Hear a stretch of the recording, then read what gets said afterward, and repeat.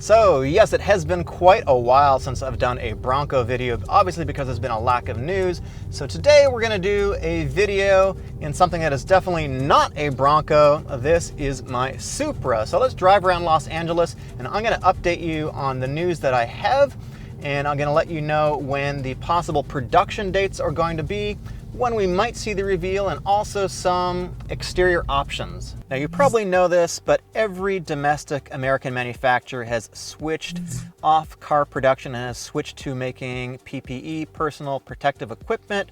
Ford has been making respirators and masks. They've been working with 3M specifically, and they've been doing a pretty good job. They've been cranking out a lot of PPE, so that's really good. But they're going to have a restart date, and it's going to be pretty soon, actually. So with these plants shut down and Ford and other manufacturers making PPE, where does that leave the Bronco? Although the other manufacturers won't be making the Bronco. So there was a news conference a couple days ago, and I've got some pretty good news if you are interested in the mid-size Bronco, the body-on-frame Bronco. The Ford plant, the Wayne assembly plant, the Dearborn truck assembly plant, and the Wayne plant will both be opening on May 18th, which is going to be Monday. So that's the place where the body-on-frame Bronco is going to be produced. So that is some good news. I think we're all pretty happy about that. So how does that impact production? Huat Tai Ting, which is Ford's chief development and purchasing officer, said Friday, given our inability to work in our assembly plants during the shelter-in-place restrictions, it will have an impact to program timing in terms of the launches. But we expect the launch delays to be commensurate with the duration of the shutdown period. So based on roughly a 2-month delay, because Ford shut down around the middle of March and now it is the middle of May, I think we're looking at about a 2-month delay in production as well, which makes sense. So we have a 2-month production delay. We're pushing out both of these vehicles a little bit. So here's the good news. If you like, there's good news and bad news.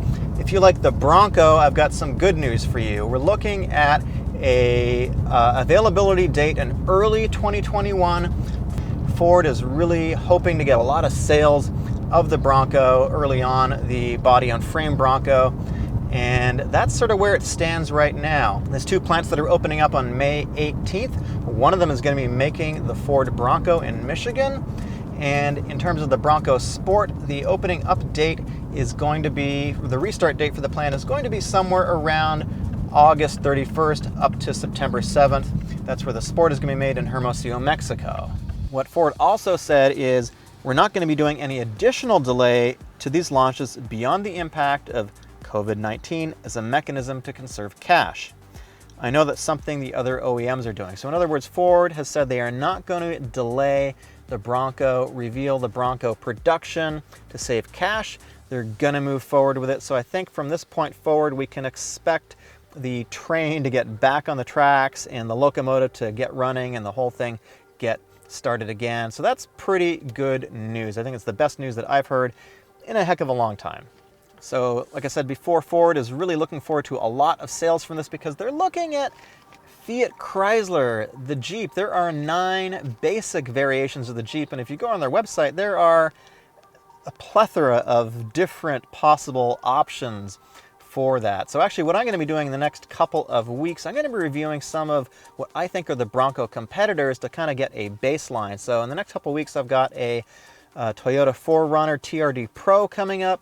I've got a Jeep Renegade, and then I've got a Jeep Wrangler, I think a Trailhawk Rubicon. So next up, we're going to talk about the exterior options that are going to be available for the Bronco. So with respect to the exterior options we were talking about, it looks like we're going to have 3 different grille options for the Bronco. So the first grille is the modern grille, and that's what I've got up on screen right now. It's the one that was in this photo. And I'm not entirely sure if it's going to have this LED option like you see here. It definitely looks to be lit up. That is a possibility that it will be an option. We're just going to have to wait and find out. It would be pretty cool to have that kind of little bit of extra bling. I think some people will dig that. Some people probably won't. And the second option is going to be called the classic version. Now, I don't have a photo of that. I'll keep looking for it, but if there was a photo, it would have been leaked from inside the plant. That grille we're gonna have to sort of take a guess at it. I'm thinking it's gonna have the classic cues from the 1960s, the original Bronco, because it just looks so cool and it's so iconic. I don't think the headlights were particularly iconic on the 80s and 90s with that just squared off kind of look that everybody was doing back then. I certainly hope that's not the retro thing that they're doing. And then there is the custom grille, which, as I understand, is going to have a little bit more bling to it, a little bit more shiny, and not much info on that.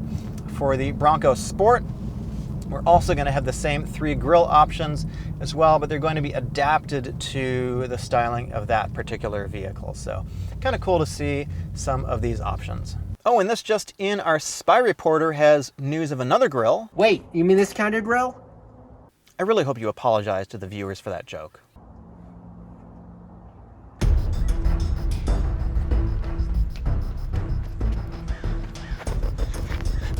Okay, Ford has got some really interesting patents for active suspension. Not just active suspension, but fully adaptive suspension that can adapt to the terrain. And they got some modes that they're calling GOAT. I think it might stand for Go Anywhere All Terrain. Let me know down below what you think it stands for. This patent talks about suspension that will be able to adjust for ride height and adjust to all kinds of different conditions such as mud and snow and so forth, and there's nothing that revolutionary about that. But what they do have is a suspension that apparently can use 2 or 3 wheels. It's called Daredevil mode. Let me read it to you. The vehicle's suspension height may be mapped to the target suspension height such that the vehicle can be driven on, for example, 2 or 3 wheels without overturning. That is pretty cool. So this sounds kind of like a bit of a game changer for Ford, because this is something that the competition doesn't really offer until you get into the Range Rover level where you've got this really active adaptive suspension. So Ford can bring this down to the masses at a much less expensive price point. I think that really sets them apart from Jeep. So we don't know if this is gonna be an option or if it's even gonna be available on the Bronco, but I kind of think it is. Let me know if you think that is something that you would pay extra for, because I don't know that's gonna be available as a standard feature or not.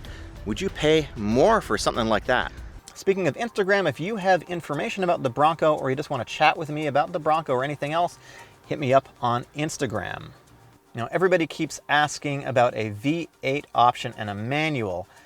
I don't have any good information on that. There hasn't been any strong, credible rumors. I've heard a little bit of rumoring in the background, but I haven't been able to confirm that with any of my sources. It's still, if it's gonna happen, it's not being leaked yet. I'll keep looking around for that.